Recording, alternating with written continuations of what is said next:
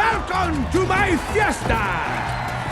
Make yourselves at home, yeah! Welcome to MsMojo, and today we're counting down our picks for the top 10 reasons Puss in Boots: The Last Wish is the sequel we didn't know we wanted. Long time no see. Always a pleasure to see me. For this list, we're looking at the sequel that wasn't exactly brought to us by popular demand, but exceeded every expectation, even getting an Oscar nomination. Were you surprised by The Last Wish? Let us know in the comments. Number 10. Deep down, we've wanted another Shrek movie for a while. I laugh at death! You see? And anyway, I am a cat. I have 9 lives. The first Puss in Boots spin-off came out in 2011, while Shrek Forever After hit theaters in 2010. Save the Adventures of Puss in Boots TV show, this franchise has primarily lived in meme form for over a decade. And yet, the passion for the Oscar-winning original Shrek and the record-breaking Shrek 2 has endured. Hey, you still look like a noble steed to me. Considering that this series started so strong, it was a shame to watch it fizzle out and then go far, far away. Although we weren't begging DreamWorks to make another film set in this universe, these characters have always meant a lot to us. The Last Wish feels like catching up with an old friend you hadn't thought about in a while, suddenly remembering how awesome they could be. Off to find new adventures and to see some old friends. Number 9. It's a sequel that keeps you coming back. In 2007, Shrek the Third opened huge, but its audience attendance significantly dropped with each passing weekend. The Last Wish has performed more like the original Shrek. Play a song! No, I couldn't. Sing, Puss, sing! Nah, I couldn't possibly.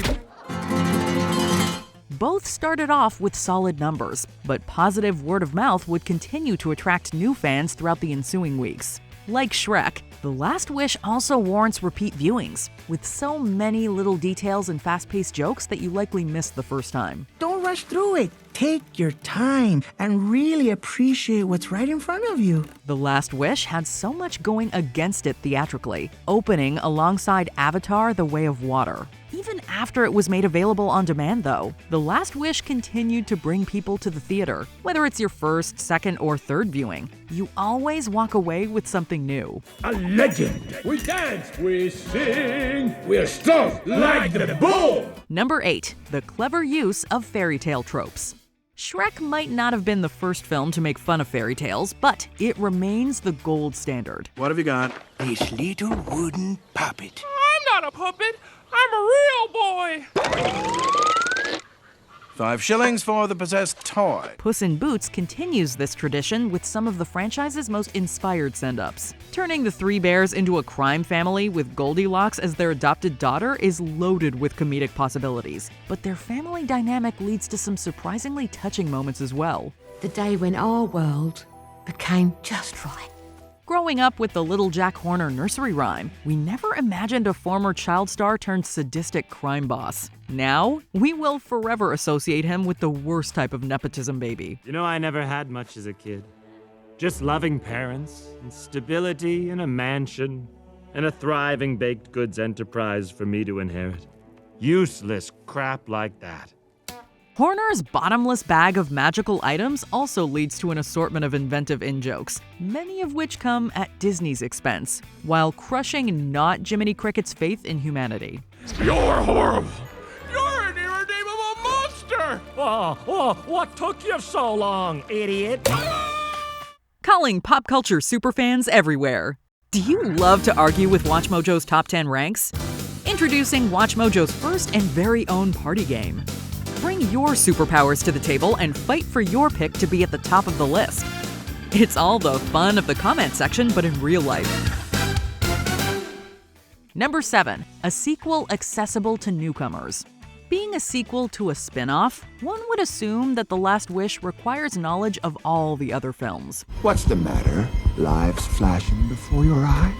There are several references to the Shrek movies that longtime fans will appreciate. On the whole, however, the film works as a standalone story, with fresh settings, ideas, and arcs. Even dynamics that carry over from previous movies, such as Puss's relationship with Kitty Softpaws, are easy enough for any newbie to follow. Give me the map. Trust me. Trust you? Like I did in Santa Coloma? Really? Santa Coloma? Si, Santa Coloma! Considering that entire generations have been born since the first Puss in Boots, it makes sense for the sequel to be more self-contained for younger audiences that might not have grown up with the Shrek films. Once they've seen The Last Wish, they'll want to catch up with this franchise. Normally, I have a sword. It's like a whole thing. Number 6. A winning new cast.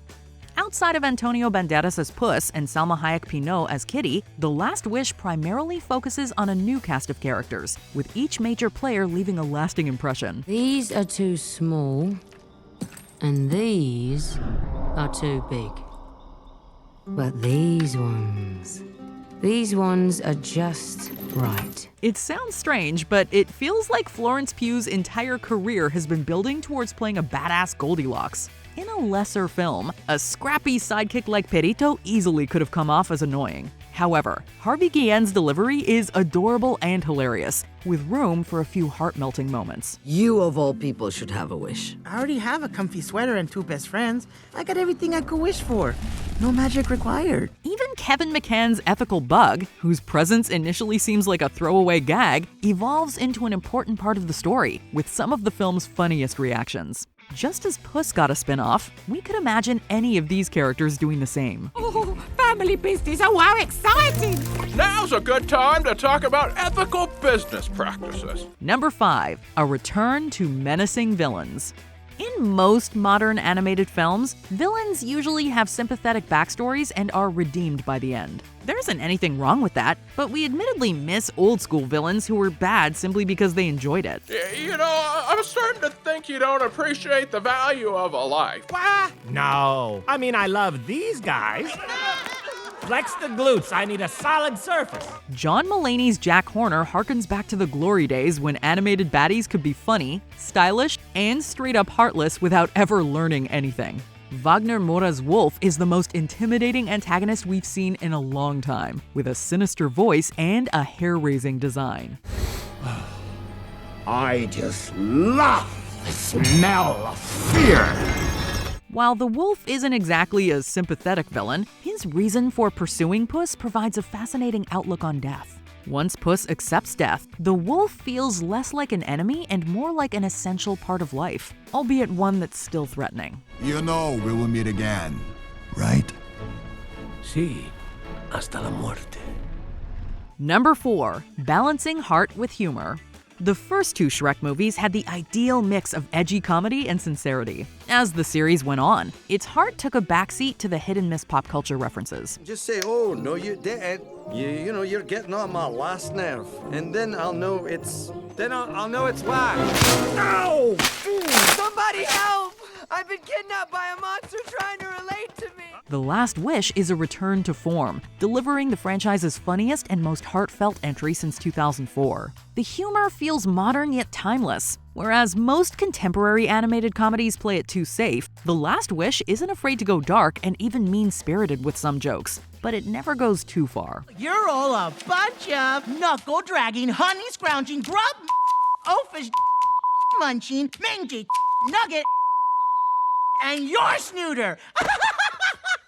I like the cut of his jib. The laughs are anchored by lovable characters and a powerful message about what's worth fighting for in life. As heavy-handed as the lessons are, they don't overshadow the comedy and vice versa, finding a balance that Goldie would describe as just right. What? I'm smart, ain't I? Ain't I, Papa? No, you ain't well fixed for brains. Number 3. Bringing new layers to a familiar character. Although we enjoyed the first Puss in Boots movie, it essentially gave audiences what they expected without really taking the titular character to uncharted territory. The Last Wish takes the character to new depths, unearthing layers that we never imagined were there. Well, I knew I could never compete with your one true love. Who? Yourself, the legend. I wasn't gonna show up for that guy. But you don't seem like that guy anymore.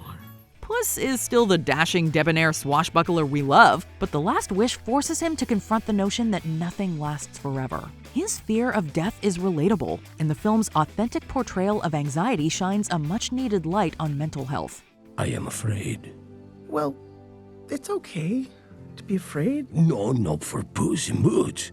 I'm supposed to be a fearless hero, a legend. But without lives to spare, I am nothing. Puss in Boots might seem like an unusual source for these themes, but this franchise is about not judging books by their cover. An ogre can win the world over, and a talking cat can make you evaluate your mortality. I know I can never defeat you, Lobo, but I will never stop fighting for this life. Number 2. Next level animation. While the character designs are faithful to past films, the visuals of The Last Wish put less emphasis on realism, taking a more stylistic approach. Hey, you want to see something cool?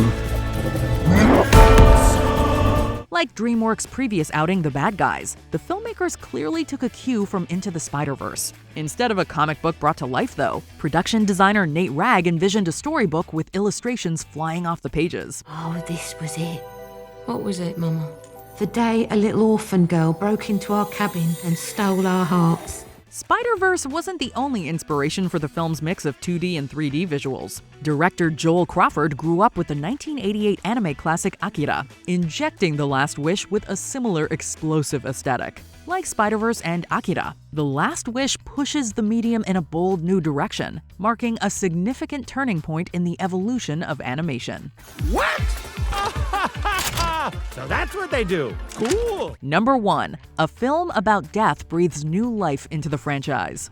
On the heels of some disappointing sequels and franchise fatigue, Shrek appeared to be dead in the water. The Last Wish resurrects the series, but not purely for the sake of cashing in on a familiar IP. Yeah, I don't know what to do with this.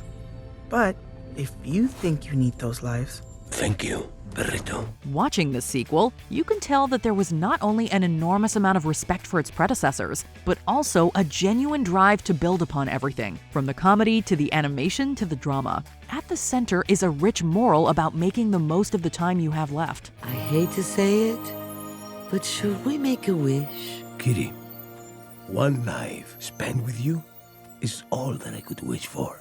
We're not sure how much life remains in this series, but if The Last Wish is any indication, there is a lot more that can be done with these characters. And we are all in for the Shrek insurance. Live your life, Puss in Boots. Live it well. Do you agree with our picks? Check out this other recent clip from MsMojo. And be sure to subscribe and ring the bell to be notified about our latest videos.